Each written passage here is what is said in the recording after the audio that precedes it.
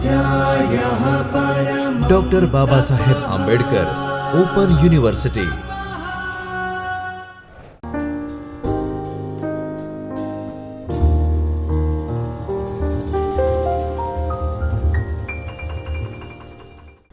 નમસ્કાર વિદ્યાર્થી મિત્રો, ડૉક્ટર બાબા સાહેબ આંબેડકર ઓપન યુનિવર્સિટીના ચૈતન્ય સ્ટુડિયોમાં હું ખુશ્બુ પ્રતીક મોદી આપ સૌનું હાર્દિક સ્વાગત કરું છું.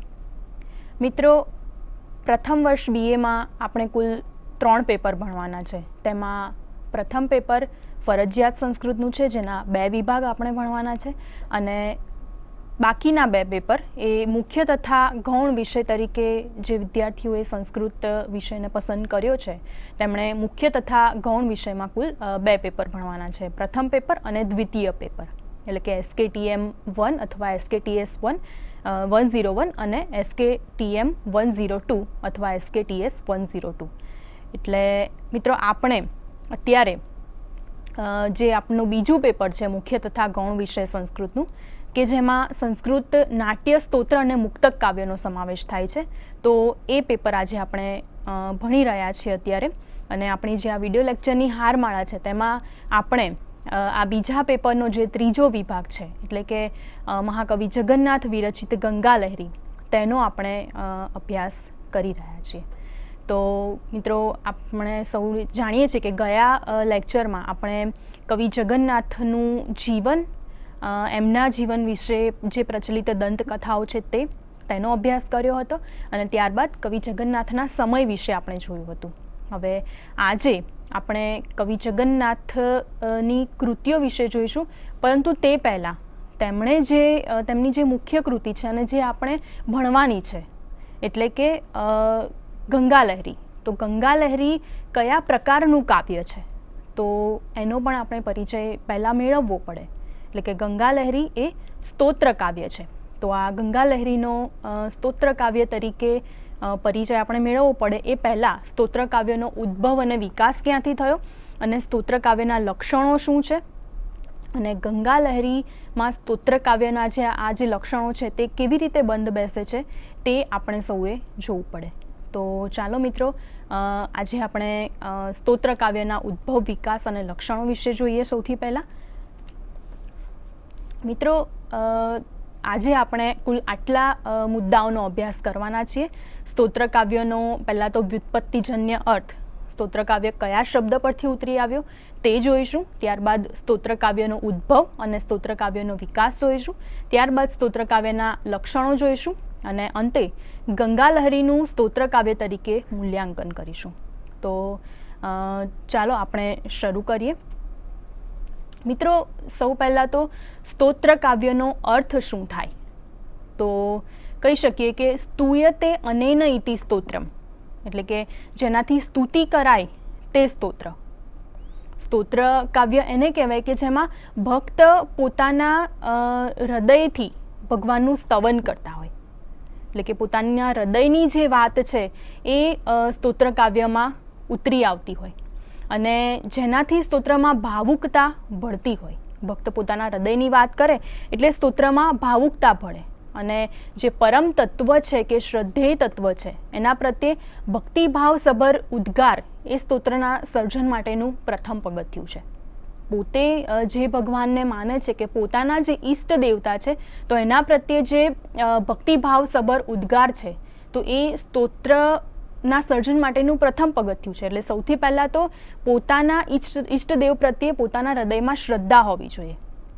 તો એના પરથી માણસના હૃદયમાં કોઈના પ્રત્યે શ્રદ્ધા હોય ને, તો ઓટોમેટિક એની જાતે જ એના અંદરથી એ ઈષ્ટદેવતા પ્રત્યે કંઈક ને કંઈક એ નીકળતું હોય, એટલે કે કંઈક ને કંઈક એ બોલતો હોય, એનું સ્તુતિ કરતો હોય. તો આ જ સ્તોત્રના સર્જન માટેનું પ્રથમ પગથિયું છે.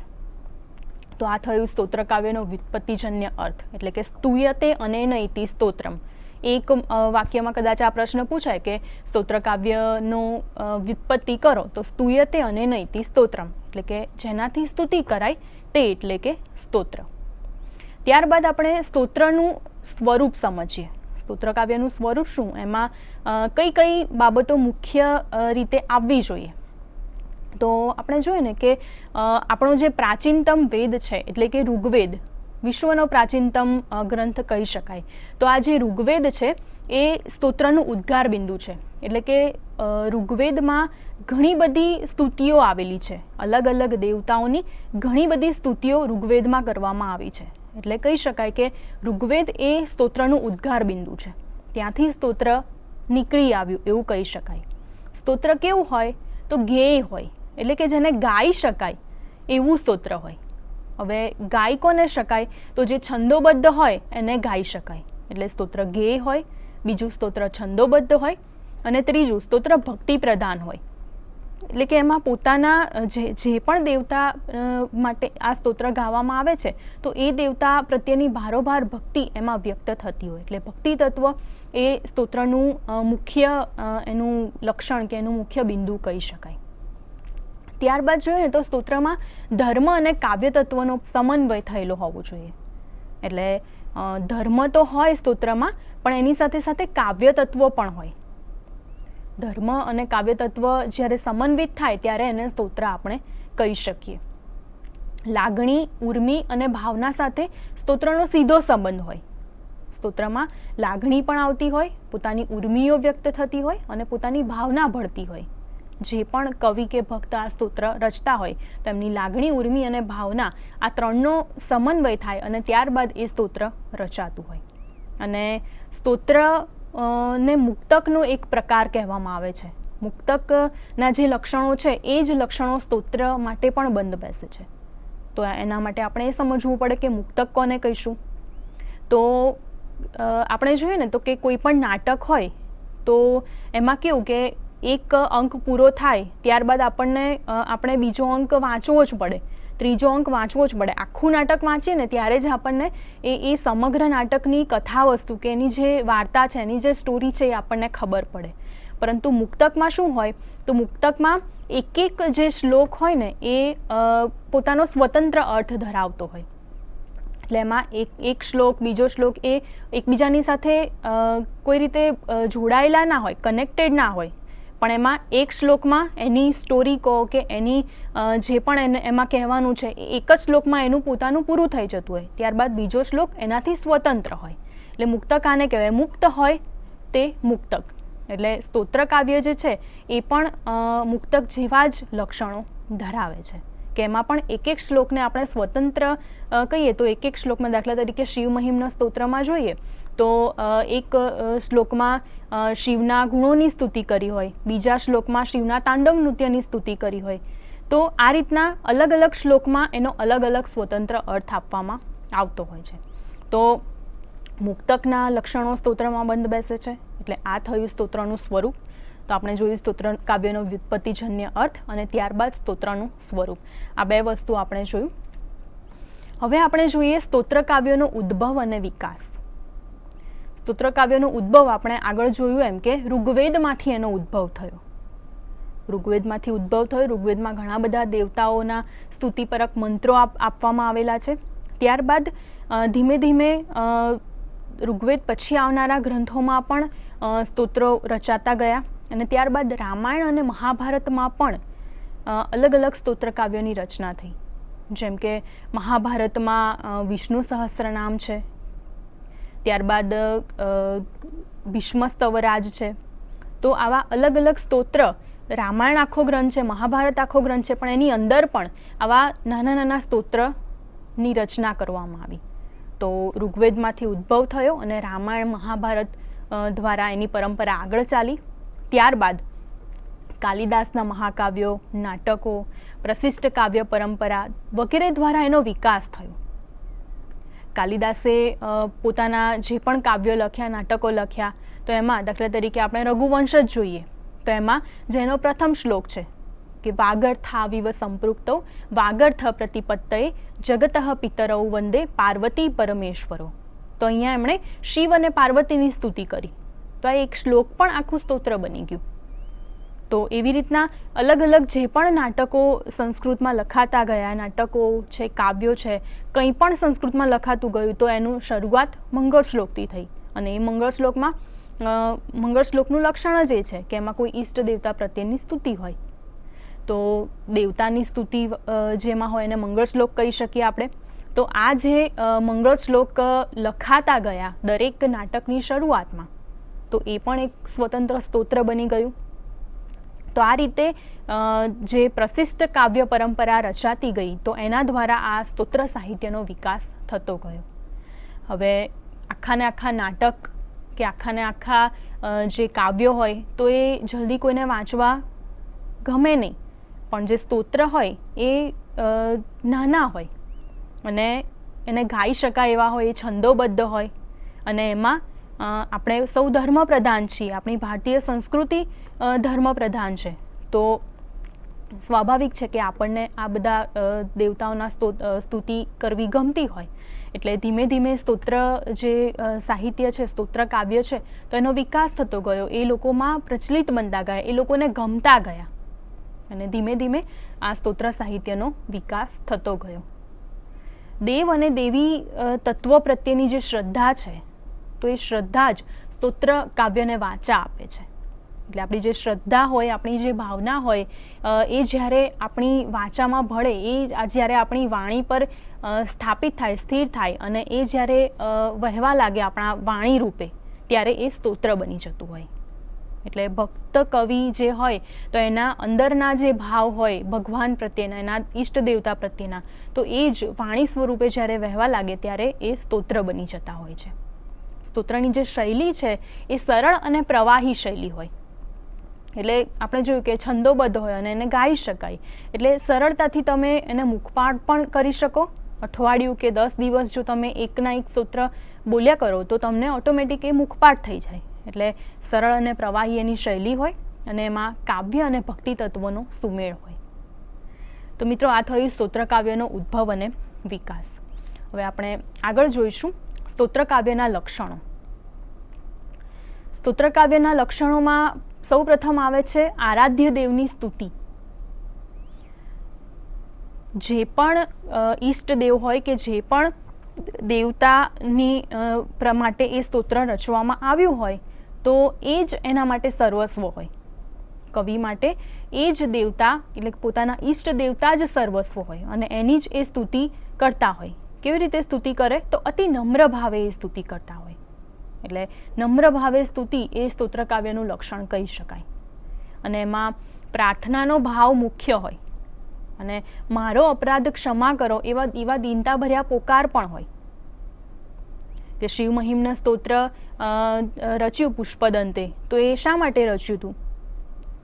તો પોતાની જે શક્તિઓ હતી એ શ્રાપથી નાશ પામી હતી, એટલા માટે પોતાની શક્તિ પાછી મેળવવા માટે એણે આ શિવ મહિમ્ન સ્તોત્ર રચ્યું. ગંગા લહેરી જગન્નાથે લખ્યું, તો એમાં જગન્નાથ કહે જ છે કે તું જ મારા માટે સર્વસ્વ છે. એટલે ગંગા માને આવું કહે છે, અને મેં જે પણ પાપ કર્યા છે, જે પણ અપરાધ કર્યા છે, એને તું ક્ષમા કર. હું પાપી છું, તો હું એનું પ્રાયશ્ચિત કરવા તારી પાસે આવ્યો છું. એટલે આ બધું કહીને અને આવા દીનતાભર્યા પોકાર સ્તોત્ર કાવ્યમાં આવતા હોય છે. એટલે કવિ એ દરેકના માટે, કવિ એવું ના હોય કે કવિએ આ સ્તોત્ર લખ્યું એટલે કવિ પાપી છે અને એણે પોતાના પાપ દૂર કરવા માટે લખ્યું. શંકરાચાર્ય કંઈ પણ લખતા હોય તો એ દરેકને ઉદ્દેશને લખતા હોય. એટલે બધાના એક પ્રતિનિધિ તરીકે એ ભગવાન સમક્ષ આ બોલતા હોય, આ ગાતા હોય સ્તોત્ર. એટલે મારો અપરાધ ક્ષમા કરો એવા દીનતાભર્યા પોકાર એ એમાં આવતા હોય છે. તો આ થયું સ્તોત્ર કાવ્યનું પ્રથમ લક્ષણ કે આરાધ્ય દેવની સ્તુતિ. ત્યારબાદ એનું બીજું લક્ષણ છે વિનમ્રતા. અત્યંત નમ્રતાથી એ આત્મનિવેદન કરે છે કવિ, અને પોતે પાપી છે, પોતે દુષ્ટ છે, અને એટલા માટે જ ભગવાન સમક્ષ કે જેની પણ એ સ્તુતિ કરે છે એના સમક્ષે આવ્યા છે, અને પોતાના પાપ છે, પોતાની દુષ્ટતા છે, એનો નાશ કરવા માટે એને વિનંતી કરે છે. એટલે કવિને આમાં સહેજ પણ અહંકાર ન હોય, પણ અત્યંત વિનમ્રતાથી એ પોતે એમ કે આત્મનિવેદન કરતા હોય. તો આ વિનમ્રતા એ બીજું લક્ષણ થયું સ્તોત્ર કાવ્યનું. ત્યારબાદ પછીનું લક્ષણ છે શીર્ષક. સ્તોત્ર કાવ્યનું શીર્ષક શેના પરથી આપવામાં આવે? તો જેની આરાધના કરવાની છે એના નામ પરથી સ્તોત્ર કાવ્યનું શીર્ષક આપવામાં આવે. અને આપણે જાણીએ છીએ કે સ્તોત્ર કાવ્ય મુખ્યત્વે દેવી અને દેવતાના વાચક હોય છે અને એટલા માટે જ સ્તોત્ર કાવ્યના નામ પણ એ જ દેવી દેવતાના નામ પરથી આપવામાં આવે છે. જેમ કે ગંગાનું સ્તવન હોય, ગંગાની સ્તુતિ હોય તો ગંગાલહરી, શિવના મહિમાનું વર્ણન હોય તો શિવ મહિમ્ન સ્તોત્ર, શિવના 5 જે નામ છે અને એના જે વિવિધ અર્થો નીકળે છે એનું સ્તોત્ર હોય તો શિવ પંચાક્ષર સ્તોત્ર, રામના ગુણોનું વર્ણન હોય, રામ માટેનું સ્તોત્ર હોય તો રામ રક્ષા સ્તોત્ર, સરસ્વતીની વંદના હોય તો સરસ્વતી સ્તોત્ર. ટૂંકમાં કહેવું હોય તો જે પણ દેવી દેવતા માટે એની આરાધના કરવાની છે, જે પણ દેવી દેવતાની, તો એના નામ પરથી સ્તોત્રનું શીર્ષક આપવામાં આવતું હોય છે. ત્યારબાદ જોઈએ કે સ્તોત્રની શૈલી કેવી હોય. તો પ્રાસાદિક શૈલી હોય, એટલે કે વાંચતા અને સાંભળતા આપણને ગમે એવી એની શૈલી હોય. એમાં સરળતા અને ભાવવાહિતા પ્રગટ થતી હોય. સરળ હોય સ્તોત્ર, ગાવામાં પણ સરળ હોય, સમજવામાં પણ સરળ હોય. અને ભાવવાહિતા એ બસ આપણે સાંભળે જ રાખીએ, ગાય જ રાખીએ તો એવું સ્તોત્ર હોય. અને કવિની જે આર્દ્રતા છે, કોમળ ભાવો છે, આમાં કવિનો કોઈ અહંકાર આમાં દેખાતો નથી. માત્ર ને માત્ર એમાં કવિની આર્દ્રતા અને એના જે કોમળ ભાવો છે તો એનું સ્તોત્રમાં મહત્વ હોય છે. એટલે સ્તોત્રની શૈલી આવી પ્રાસાદિક હોવી જોઈએ. ત્યારબાદ ફળ પ્રાપ્તિ,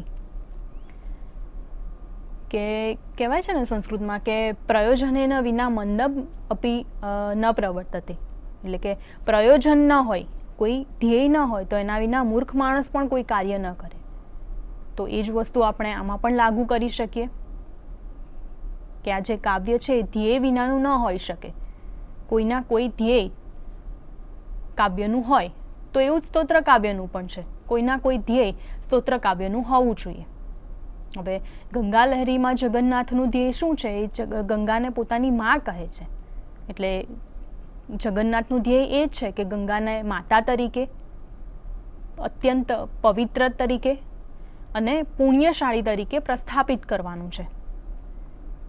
કે ગંગાને લોકો મા કહે છે, માતા કહે છે. માતા ગણીને એની પાસે જાય છે, કેમ કે લોકોને ખબર છે, આપણને ખબર છે કે મા પાસે જવાથી આપણા બધા પાપ ધોવાઈ જતા હોય, બધા પાપ દૂર થઈ જતા હોય. આપણે આજે પણ ગંગામાં સ્નાન કરીએ અને એવું માનીએ કે આપણે એમ કે પવિત્ર થઈ જઈએ છીએ. તો જગન્નાથનું ધ્યેય એ જ છે કે ગંગાને પવિત્ર કરવાનું, ગંગાને એની પવિત્રતા અને એનું જે પુણ્યશાળીત્વ છે તો એ સિદ્ધ કરવાનું કવિનું ધ્યેય છે. તો આ એક કહી શકીએ સ્તોત્ર કાવ્યનું લક્ષણ. અને ત્યારબાદ ત્રિવિધ તાપથી મુક્ત કરાવનારી ગંગા એ અવશ્ય ફળ આપશે એવો કવિનો સૂર છે. કવિ કહે છે કે ત્રિવિધ જે તાપ છે, ત્રિવિધ જે દુઃખ છે, તો એનાથી મુક્ત કરાવનારી જે ગંગા છે એ અવશ્ય ફળ આપશે. અને આ જ કવિનું આ જે ફળ પ્રાપ્તિ છે તો એ જ સ્તોત્ર કાવ્યનું મુખ્ય લક્ષણ છે. ત્યારબાદ પુરુષાર્થ. આપણી સંસ્કૃતિમાં 4 પુરુષાર્થો છે: ધર્મ, અર્થ, કામ અને મોક્ષ. મહાકાવ્યના આપણે લક્ષણો જોઈએ ને તો એમાં પણ ચતુર્વર્ગ ફલાયત ચતુરોદાત નાયકમ, એમાં જે 4 વર્ગ છે, એટલે કે 4 જે પુરુષાર્થો છે તો એની પ્રાપ્તિ, 4માંથી એક પુરુષાર્થની પ્રાપ્તિ એ એનું લક્ષણ છે. એના લક્ષણોમાંનું એક લક્ષણ 4 પુરુષાર્થમાંથી એક પુરુષાર્થની પ્રાપ્તિ છે. તો મહાકાવ્યનું પુરુષાર્થ, એમાં કયા પુરુષાર્થનું વર્ણન હોય મોટા ભાગે? તો મોટા ભાગે એમાં ધર્મ પુરુષાર્થનું વર્ણન હોય, કેમ કે એમાં ધર્મ અને કાવ્ય તત્વ એ બંનેનો સમન્વય થાય છે. એટલા માટે કહી શકીએ કે આ જે સ્તોત્ર કાવ્ય છે એમાં ધર્મ નામના પુરુષાર્થનું સમન્વય કરવામાં આવતો હોય છે. તો આ થયા સ્તોત્ર કાવ્યના લક્ષણો. એટલે કે ગંગાલહરીનું આપણે સ્તોત્ર કાવ્ય તરીકે મૂલ્યાંકન કરવું પડે. તો આપણે જોઈએ ને કે જગન્નાથની જે આ ગંગાલહરી છે એ ઉત્તમ સ્તોત્ર કાવ્ય છે. એમાં કુલ 53 શ્લોકો છે કે જેમાં 52 શ્લોકોમાં ગંગાની સ્તુતિ કરવામાં આવી છે અને જે 53મો શ્લોક છે એમાં ફલશ્રુતિ આપવામાં આવી છે.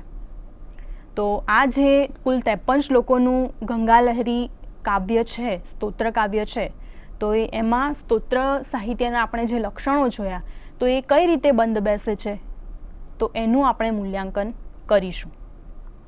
તો સૌ પ્રથમ તો જોઈએ ને કે આરાધ્ય સ્વરૂપા ભગવતી. ગંગા લહરીમાં કોની સ્તુતિ કરવામાં આવી છે, તો આપણે જોઈએ ને કે ભગવતી એટલે કે ગંગાની એમાં સ્તુતિ કરવામાં આવી છે. તો અહીંયા ખૂબ સરસ શ્લોક આપ્યો છે. તવાલંબ દંબ સ્ફુરદ લઘુવર્ણેણ સહસા મયા સર્વે જ્ઞાસ સરણીમયનીતા સુરગણા ઇદાનીમૌદાસ્યમ ભજસી યદિ ભાગીરથી તદા નિરાધારો રોહા રુદિમિ કથય કેશામિહ પુર.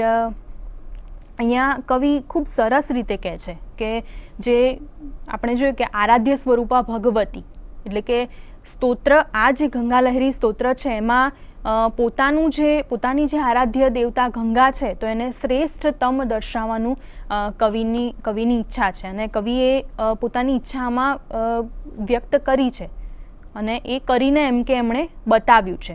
એટલે જે ગંગા છે એ પાપીઓનો ઉદ્ધાર કરવા માટેનું એક શ્રેષ્ઠતમ સ્થળ છે. આપણે આજે પણ ગંગા નદીમાં સ્નાન કરીને પવિત્ર થતા હોઈએ છીએ, અને બધી નદીઓની તુલનામાં ગંગા એ શ્રેષ્ઠ નદી છે, પવિત્ર નદી છે, પવિત્રતમ નદી છે.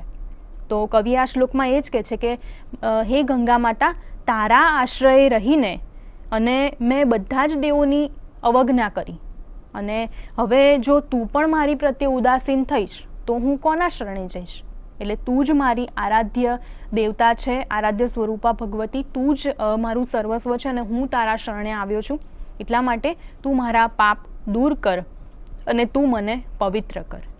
એટલે આ રીતનું જે વર્ણન છે તો આરાધ્ય સ્વરૂપા ભગવતી, તો એ સ્તોત્ર કાવ્ય તરીકેનું એના જે લક્ષણો છે તો એમાં એ બંધ બેસે છે. કવિ જ્યારે માતા પાસે જાય ત્યારે, ગંગા મા પાસે જાય છે ત્યારે અત્યંત દીન ભાવે જાય છે, વિનમ્રતાથી જાય છે અને સંપૂર્ણ રીતે એને કહેવાય ને કે પોતાનું સર્વસ્વ એને સમર્પિત કરી દે છે કે તું જ મારું બધું છે, એટલે તું જ હવે મને, તું જ મારી ગતિ છે, તું જ મને હવે રસ્તો બતાવ અને તું જ મને પવિત્ર કર. તો આ એક એના લક્ષણમાં બંધ બેસે એવું આ એક થયું. ત્યારબાદ બીજું જોઈએ કે સંપૂર્ણ શરણાગતિ. સંપૂર્ણ શરણાગતિ એટલે કે ગંગા તરફની આસક્તિના લીધે કવિ બીજા દેવો પ્રત્યે જતા નથી, માત્ર ગંગાના શરણે જ રહે છે. કવિ અહીંયા એક શ્લોકમાં કહે છે, પ્રપદ્યન્તે લોકા કતિ ન ભવતી માત્ર ભવતી મુપાધિસ્તત્રાયમ સ્ફુરતિ યદભીષ્ટમ વિતરસી શપે તુભ્યમ માતર મમ તુ પુનરાત્મા સુરધુની સ્વભાવાદેવ ત્વયિ યમિતમનુરાગમ વિદ્રુતવાન. અહીંયા કવિ કહે છે કે તારી પાસે લોકો કેમ આવે છે? એનું કારણ એ છે કે તું લોકોને ઈચ્છિત વસ્તુઓ આપે છે.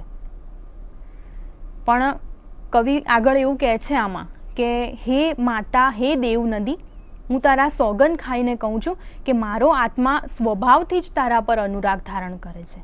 એટલે કે મારે તારી પાસે આવવા માટે કોઈ વસ્તુની ઈચ્છા કે મને જે જોઈએ છે એના માટે હું નથી આવતો, પણ મારો સ્વભાવ જ, મારા સ્વભાવમાં જ તારા પ્રત્યે પ્રેમ છે, તારા પ્રત્યે અનુરાગ છે. એટલે અહીંયા સંપૂર્ણ શરણાગતિ, અને આમ પણ એના ગંગાલહરીના પહેલા શ્લોકમાં કહે છે કે સમૃદ્ધમ સૌભાગ્યમ સકલ વસુધાયા કિમપિતન. એટલે કે આખી પૃથ્વીનું સકળ સૌભાગ્ય, સમૃદ્ધ સૌભાગ્ય કહી શકાય તો એ ગંગા, એવું કવિ અહીંયા ગંગાનું મહત્વ દર્શાવ્યું છે. શિવ, બ્રહ્મા, વિષ્ણુ અને મહેશ એ પણ ગંગાને એમ કે ભજે છે કે શિવ ભલે એનું તાંડવ નૃત્ય કરે, બ્રહ્મા ભલે ધ્યાનમાં બેસે, વિષ્ણુ ભલે શેષ શૈયા પર આરામ કરે, કે અહીંયા ગંગા છે પૃથ્વી પર એટલે બધું બરાબર ચાલે છે. એટલે અહીંયા કહે છે કે એ આ ત્રણેય દેવો નિશ્ચિંત થઈને ભલે રહે, કેમ કે અહીંયા ગંગા હાજર છે. એટલે આ જે સંપૂર્ણ શરણાગતિનો જે ભાવ છે, જગન્નાથના શબ્દો એની સાક્ષી પૂરે છે. ત્યાર પછી બીજું એનું જોઈએ લક્ષણ તો કે આત્મનિંદા અને પશ્ચાતાપ. પોતે પાપી છે, પોતે ઘણા બધા પાપ કરેલા છે અને ખુલ્લા મનથી કવિ અહીંયા ગંગા નદી સમક્ષ એનું પસ્તાવો કરે છે, એનું પશ્ચાતાપ કરે છે અને પોતાની નિંદા કરતાં પણ એ ખચકાતા નથી સહેજ પણ. અહીંયા શ્લોકમાં કીધું છે અનાથ સ્નેહાદ્રામ વિગલિત ગતિ પુણ્ય ગતિદામ પતન વિશ્વોદ્ધર્ત્રી ગદ વિગલિત સિદ્ધ વિષજમ સુધા સિંધુમ તૃષ્ણા કુલિત હૃદયો માતરમયમ શિશુ સંપ્રાપ્ત સ્વામ અહમિહ વિદધ્યા સમુચિતમ. અહીંયા કહે છે કે હે માતા, હું તારી પાસે આવ્યો છું. હું કેવો છું? તો અનાથ છું, નષ્ટ થઈ ગયેલી ગતિવાળો છું, પતિત છું, રોગોથી જર્જરિત બની ગયેલો છું, તૃષ્ણાથી પીડિત હૃદયવાળો છું. એવો હું તારી પાસે આવ્યો છું. તો તું કેવી છે? તો તું સ્નેહાર્દ્ર છે, એટલે કે સ્નેહથી આર્દ્ર છે, વિશ્વનો ઉદ્ધાર કરનારી છે. મને જે રોગ થયા છે એના માટે તું સિદ્ધહસ્ત વૈદ્ય છે. મારી કોઈ ગતિ નથી, હું અનાથ છું, તો તું પુણ્ય ગતિ આપનારી છે અને અમૃતના સાગર સમાન તું છે. એવો હું, હે માતા, હે ગંગા, હું તારી પાસે આવ્યો છું. એટલે અહીંયા કવિ આત્મનિંદા કરે છે અને ત્યારબાદ ગંગા નદીના શરણે જાય છે. એટલે જાણે પોતાની નિંદા કરીને પોતાના પાપોનું એકરારનામું આપતા હોય ને એવી રીતના કવિ અહીંયા ગંગા સમક્ષ પોતાના બધા જ પાપ કહી દે છે અને પોતાના પાપનું પશ્ચાતાપ કરે છે. કોઈ પણ મોટા વ્યક્તિ આગળ કે કોઈ પણ મહાપુરુષ આગળ આપણે આપણા પાપ કહી દઈએ તો આપણું પશ્ચાતાપ થઈ ગયું કહેવાય. એટલે આ જે છે કે ભક્તિ, ગંગા પ્રત્યેની ભક્તિ, પુરાણોમાં જે નવધા ભક્તિનું વર્ણન છે તો એ અહીંયા આપણને જગન્નાથમાં આ નવધા ભક્તિ વ્યક્ત થતી દેખાય છે ગંગા લહેરીમાં.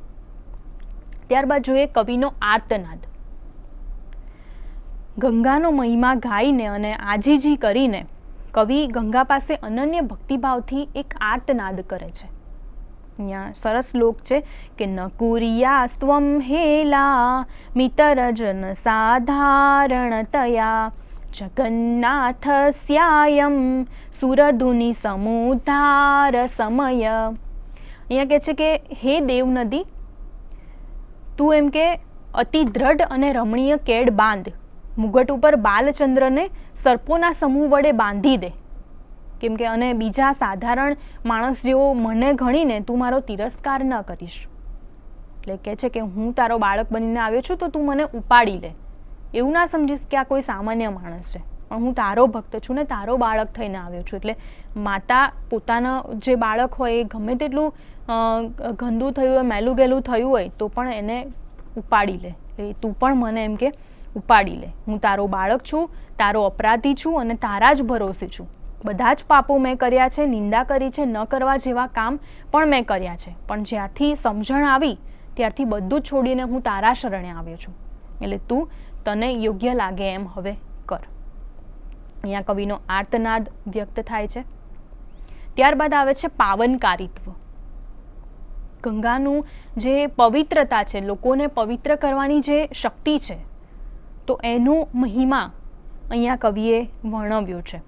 ગંગાની પાવનધારાનો મહિમા ગાતા કવિ વર્ણવે છે સ્વવૃત્તિ વ્યાસંગો નિયતમથ મિથ્યા પ્રલપનમ.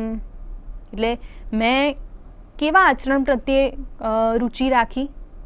તો જે કૂતરા જેવું આચરણ કરતા હોય તો એમના પ્રત્યે રુચિ રાખી. મિથ્યા પ્રલપનમ, હું એમ જ કંઈ પણ બોલ્યા કર્યો, અસત્ય બોલ્યો. કુતર્કેષ્વભ્યાસ સતત પર પૈશૂન્ય મનનમ. એટલે કુતર્કોનો જ મેં અભ્યાસ કર્યો, ખોટા તર્ક વિતર્કો કર્યા, સતત બીજાની દુષ્ટતાનું મનન કર્યું. અપી શ્રાવમ મમ તુ પુનરેવ ગુણગણા. એટલે આવા જે મારા ગુણો છે, ગુણો તો ન જ કહી શકાય, જે દુર્ગુણો છે, તો એના સમૂહને વારંવાર સાંભળીને નુતે ત્વત્કો નામ ક્ષણમપી નિરીક્ષે તવદનમ. એટલે આવા મારા જે ગુણો છે એને પણ વારંવાર સાંભળીને પણ તારા વિના કોણ ક્ષણભર પણ મારું મુખ જુએ. એટલે પોતાનો બાળક ગમે તેટલો દુષ્ટ હોય, ગમે તેટલો પાપી હોય, પણ માં તો એને પોતાની પાસે લે જ. એટલે અહીંયા એવું જ કહે છે કે તારા વિના કોણ મારું મુખ ક્ષણભર પણ જોવે. એટલે આ રીતનું જે પાવનકારિત્વ છે, એટલે તું જ મને આવા દુષ્ટ એવા મને તું જ પાપમાંથી મુક્ત કરવા માટે સક્ષમ છે. તો આમ કહીને અને ગંગાનું પાવનકારિત્વ કવિ વર્ણવે છે. અને અંતે આવે છે નામ સ્મરણનો મહિમા.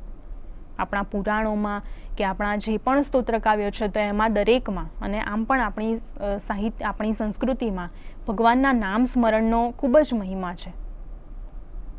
કૃષ્ણ ભગવાને પણ ગીતામાં યજ્ઞા નામ જપ યજ્ઞોસ્મી કહ્યું છે. એટલે જપ જે છે ભગવાનનું નામ સ્મરણનો મહિમા છે.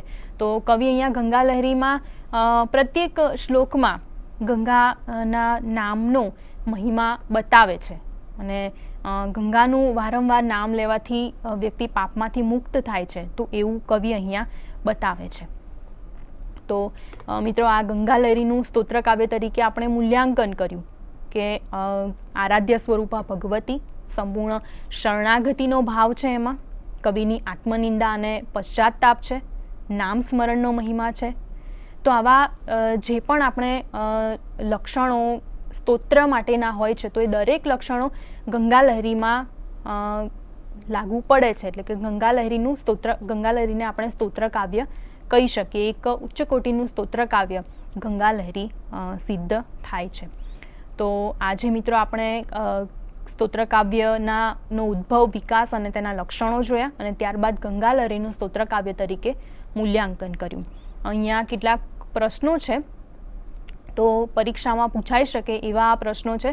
તો તમે આજે આપણે જે ભણ્યા એમાંથી જ એના જવાબો પણ મળી રહે છે. અને આપની પાસે જે બુક છે તો એમાંથી પણ આપ આ જવાબો શોધી શકો છો અને આપ જાતે આનો અભ્યાસ કરી અને જાતે જ પોતાની પ્રગતિ ચકાસી શકો છો. આપને જો આનો વધુ અભ્યાસ કરવો હોય તો કેટલાક સંદર્ભ પુસ્તકો પણ અહીંયા મેં દર્શાવ્યા છે. તો એના દ્વારા આપ ગંગા લહેરીનો વધુ દ્રઢતાથી, વધુ ઊંડાણપૂર્વક આપ અભ્યાસ કરી શકો છો.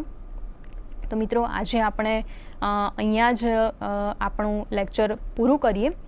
હવે પછીના લેક્ચરમાં આપણે કવિ જગન્નાથની કૃતિઓ, એમનું જીવન અને એમના સમય વિશે તો આપણે જોયું જ છે, પણ હવે પછીના લેક્ચરમાં આપણે કવિ જગન્નાથની કૃતિઓનો અભ્યાસ કરવાના છીએ અને કવિ જગન્નાથની કાવ્ય કલાનો પણ આપણે અભ્યાસ કરીશું. તો ત્યાં સુધી મિત્રો, આપ વધુને વધુ અભ્યાસ કરતા રહો એવી શુભેચ્છા સાથે. અસ્તુ. ધન્યવાદ. સ્વાધ્યાયઃ પરમઃ